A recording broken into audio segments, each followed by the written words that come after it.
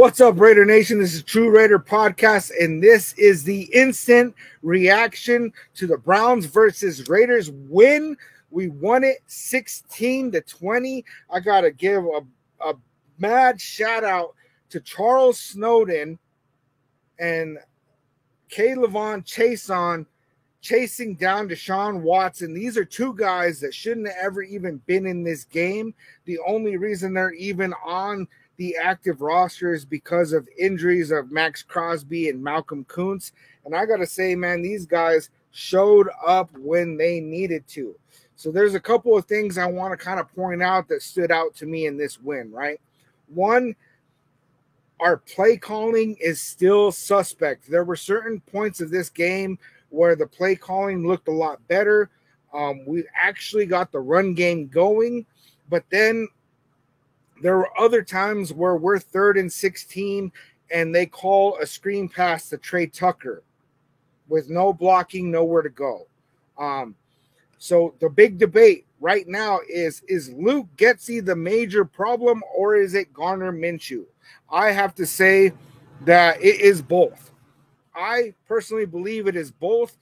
The play calling, although improved, is not up to par with what we need. But I honestly believe that Gardner Minshew is making some really big-time mistakes. There was a pass late in the game to Alexander Madison where if Gardner Minshew throws it to him in stride, we have a first down and maybe more. But instead, Gardner Minshew throws it behind him. And yes, I know he was pressured by Myles Garrett.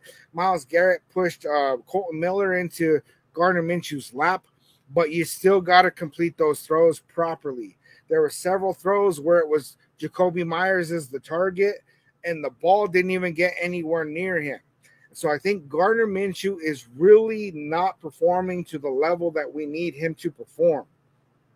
So real quick, I want to talk about the team stats because the total yards, Cleveland Browns, 241, Las Vegas Raiders, 268. Passing yards, Browns had 149. We only had 116. Rushing yards, Browns had 92. Las Vegas Raiders had 152 rushing yards. We got that run game going.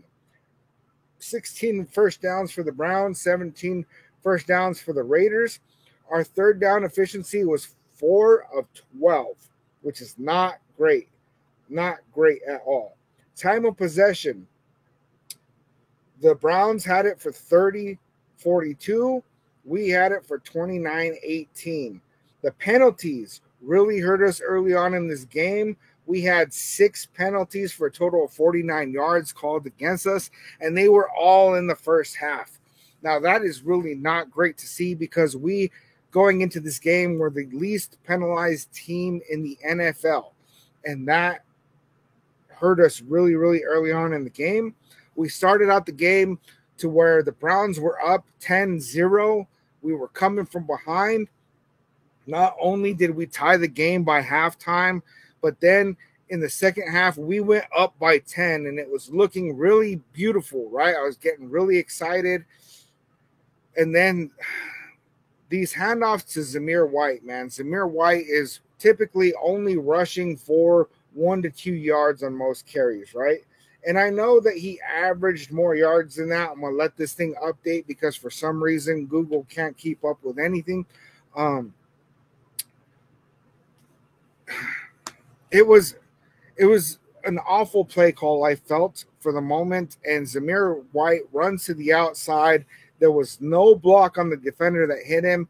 Bad fumble, which turned into Browns recovering it for a touchdown.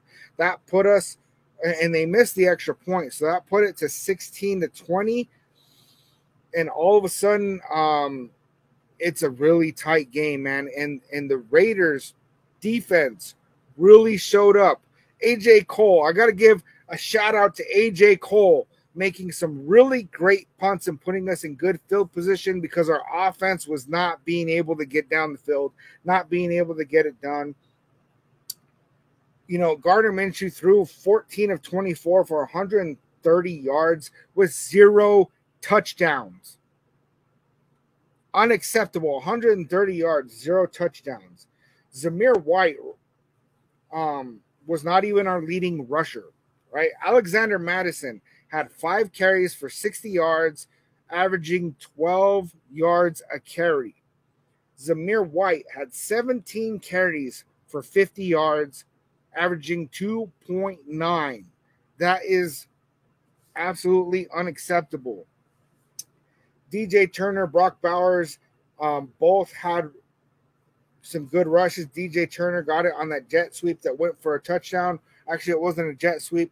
They handed it to Zamir White. Zamir White hands it off to DJ Turner. DJ Turner runs it in for a touchdown. I thought that was an amazing play call by Luke Getsy. He did get his flowers at certain points of the game. We went with a pass first in the first half, right? We went pass first, and then we went to the run, and it opened up the run game. Somebody's been listening. But, and I do say but, there's some of these things that I didn't really like. Now, Jacoby Myers had 5 receptions for 49 yards. Looks great.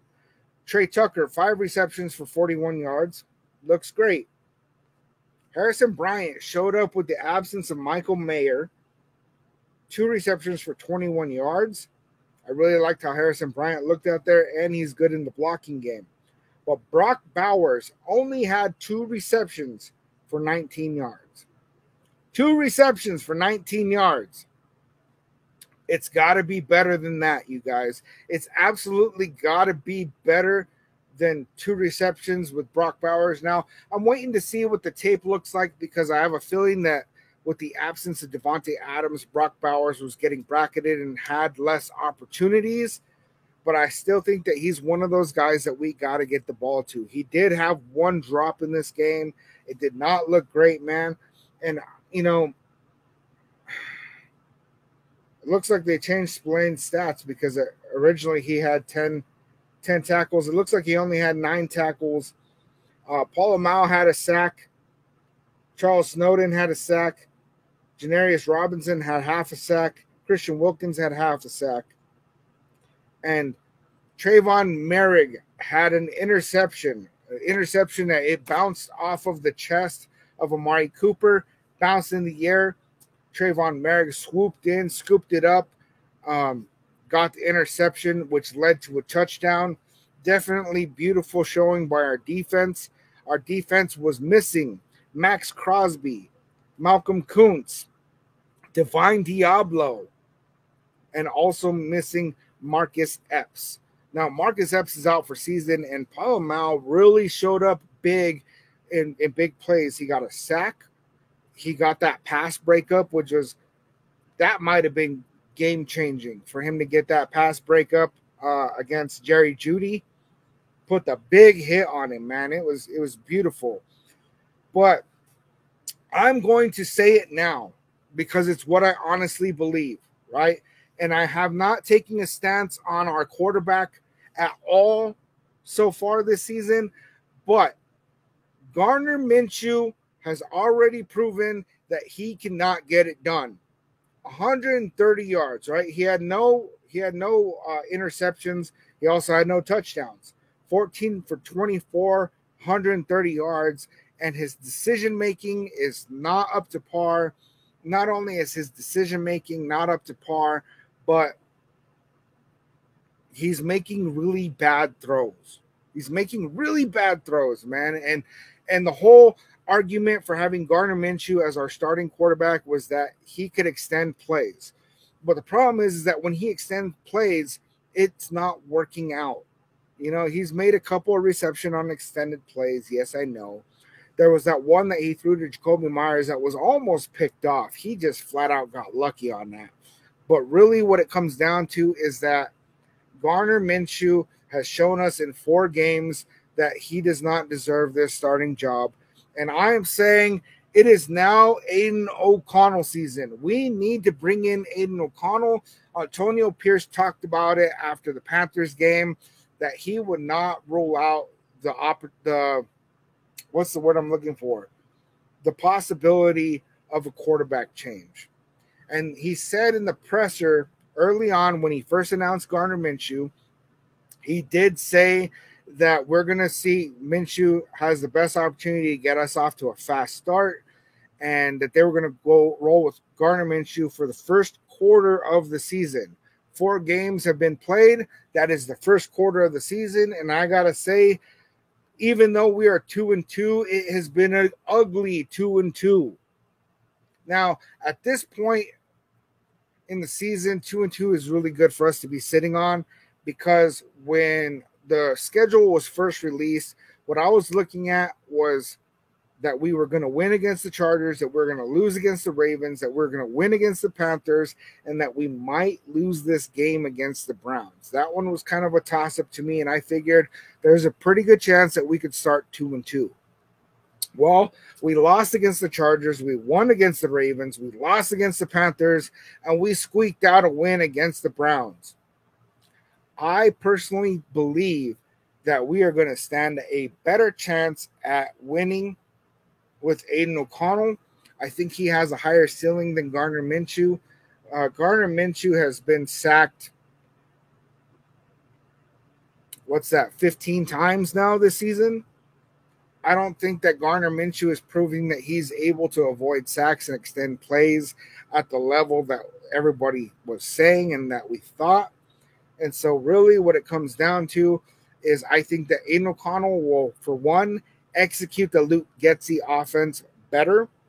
And I also think that he's going to do a better job of seeing those wide open receivers up the middle of the field, the ones that Gardner Minshew cannot see. Maybe it's a height issue, or I don't know what that issue is, but I want to see it. I want to see it bad, and I'm saying it now. I want to see Aiden O'Connell start week 5. I did do a poll during the watch party. 67% of voters said Aiden O'Connell should be the starter in week 5, while 33% said Gardner Minshew. And there you have it, guys. I'm excited. Raiders got the win. I love you, nation. And that is it for this video. We will see you for the Talk About Raiders Tuesday Live.